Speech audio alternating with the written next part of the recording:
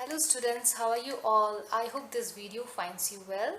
This is Dr. Minakshi, your chemistry teacher, and today we are going to study third chapter of your 12th class entitled with electrochemistry. So students, in this chapter we will try to cover the contents which are given on this board. So first we will cover introduction. In introduction, we will study about cells and type of cells, and also we will deal with the concept which is related to this cells, right? And then we will deal with the fabrications, functionings and reactions which are involved in the cell. Next, we will cover electrode potential, okay, and then we will also cover topic EMF of the cell. Later on, we will discuss about electrochemical series. This is very important series because of this series you will able to find out that which electrode will be anode and which electrode will be cathode. Later on we will discuss about Nernst equation, and further we will deal with conductor, equivalent and molar conductivity. After covering this topic, we will deal with the variation of molar conductivity with concentration. It means on diluting the solution, how conductivity will vary. And at the last, we will study about the Colrosch law. So these are the few contents which we are going to cover in this chapter, and after completion of this content, we will move toward the further content. Okay, so let's get started. Students, today we are going to study about third chapter of your 12th class, which is electrochemistry. So students, this electrochemistry word is made up of two terms. The first one is electro and the second one is chemistry.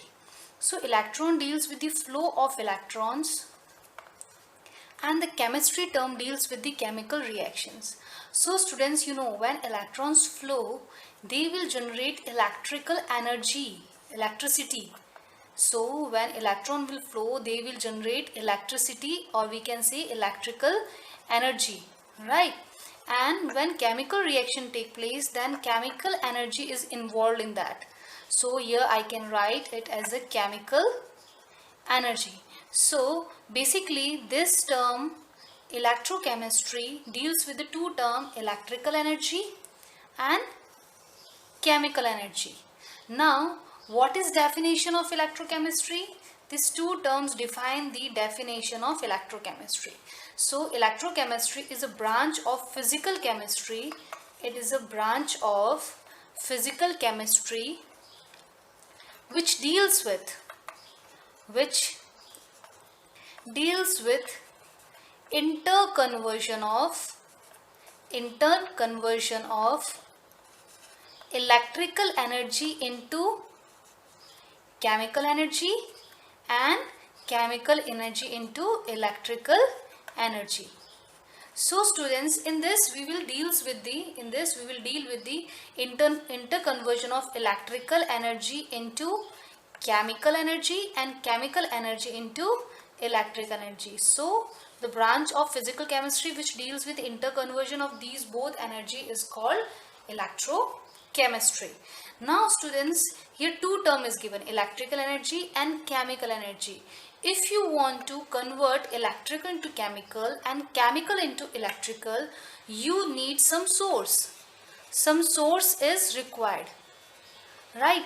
Now what is the source over here? The source which is required to convert this energy into each other is called cell. So cell is device which is used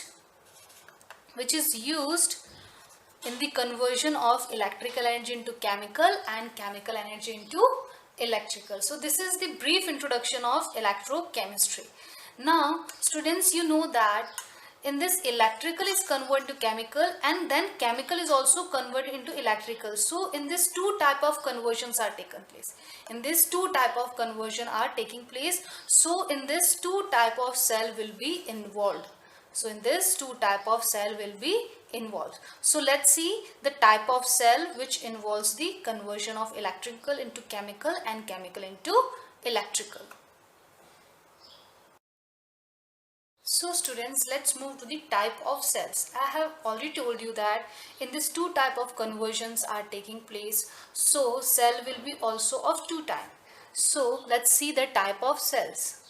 There are two type of cells. The first one is galvanic cell and the second one is electrolytic cell. So if we talk about galvanic cell, then galvanic cell is used to convert chemical energy into electrical energy, and electrolytic cell is used to convert electrical energy into chemical energy.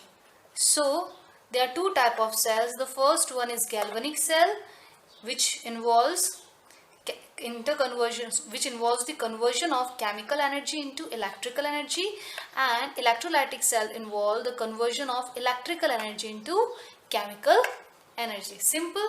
Now students, you have to keep in mind that galvanic cell is a cell which is spontaneous in nature. It is spontaneous in nature. Now how it is spontaneous in nature, I will teach you later on. Okay, and in this, as it is a spontaneous, its del G value is, gives free energy value is negative. As it is spontaneous, natural occurring process, therefore its del G value is negative, right? Now the electrolytic cell is non-spontaneous. What does it mean? It means it required some external source. Some external source of battery is required in order to take out the conversion of electrical into chemical. Okay, so this is non-spontaneous. It means some external source is required to carry out this process. Now the last point is, because it is a non-spontaneous process, del G value will be positive in this case. Okay, so this is all about the brief introduction of type of cells. These type of cells are also called electrochemical cells. These are also called as electrochemical cells. Okay, so the type of cells are, the first one is galvanic cell and the second one is electrolytic cell. Now the galvanic cell help in the conversion of chemical energy into electric energy. It is a spontaneous process. It means it takes place by its own. It's a natural process, and its del G value is negative. On the other hand, if we talk about the electrolytic cell, in this conversion take place from electrical energy into chemical energy, and this is non-spontaneous cell, and in this del G value is positive. Okay, so this is the basic difference between galvanic cell and electrolytic cell. Now let us look at the concept why the first galvanic cell is spontaneous and the second one, electrolytic cell, is non-spontaneous. Why is it so? Let's look at the concept of this topic.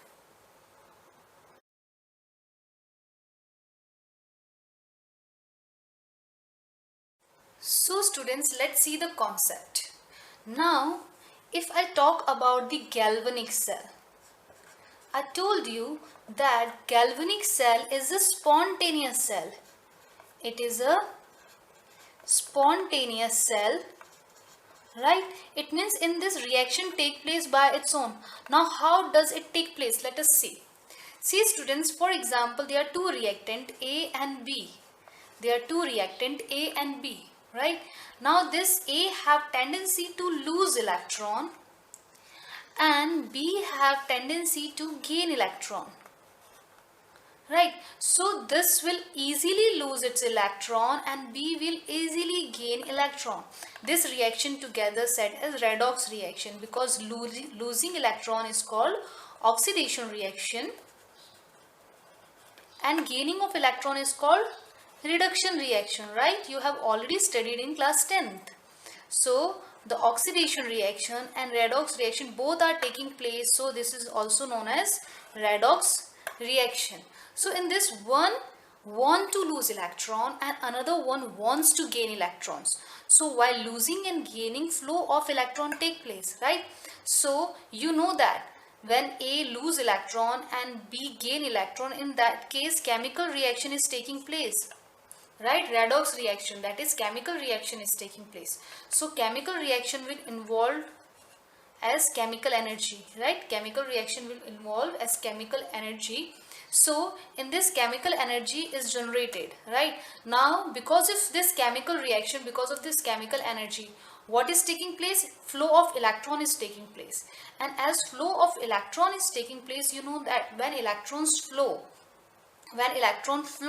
electricity will be generated. When electrons flow, electricity will be generated, right? So because of this chemical reaction, chemical energy term will be rated, and because of the flow of electron, electricity will be generated. Electricity, now you can say this electricity as electrical energy. So you can easily see over here that chemical energy due to losing and gaining of electron, and because of losing and gaining of electron will flow, which indeed result into the electrical energy. So in this, everything is taking place by its own, because A want to lose, B wants to gain. So chemical reaction take place spontaneously, अपने आप हो रहा है वो, ठीक है? And because A दे रहा है और B ले रहा है electrons, that is why the electron will flow from A to B, and because of this, as a result of this, electricity will be generated, and as a result electrical energy will be produced. So we can say that, we can conclude that electrical energy will be generated from chemical energy. It means chemical energy will be converted into electrical energy. Okay, so let us conclude this topic once again. Here A want to lose electron and B wants to gain electron. So in this redox reaction, that is chemical reaction is taking place, which result into the chemical energy. Done. Now the second point, because A want to lose electrons and B want to gain, because of this tendency, the flow of electron will take place from A to B, and as electron will flow, you know, electricity will be generated, and this electricity can be related with electrical energy. So in this, electrical energy will be produced by chemical energy, or you can say that chemical energy will convert into electrical energy. So this process is spontaneous. Okay, therefore its del G value is negative. You have to keep in mind, it has been asked many times. Okay, so this is about the spontaneous nature of galvanic cell. Now let us move to the non-spontaneous nature of electrolytic cell. So students, let us see about the electrolytic cell. As I have told you that electrolytic cell is non-spontaneous, right? So it means this reaction does not take place by its own. Some external source is required in order to carry out this reaction. So let us understand with the help of example. Suppose A is a reactant and B is another reactant. Now A does not want to lose electron. A does not want to lose electron. Neither B want to gain electron. ना A electron देना चाह रहा है, ना B electron लेना चाह रहा है, right? So neither A want to lose electron, neither B want to gain electron, but by the external source. If I use an external source, for example, this external source is battery. Suppose this external source is battery. Now this battery will force A to lose electron and it will force B to gain electron. So because of this battery,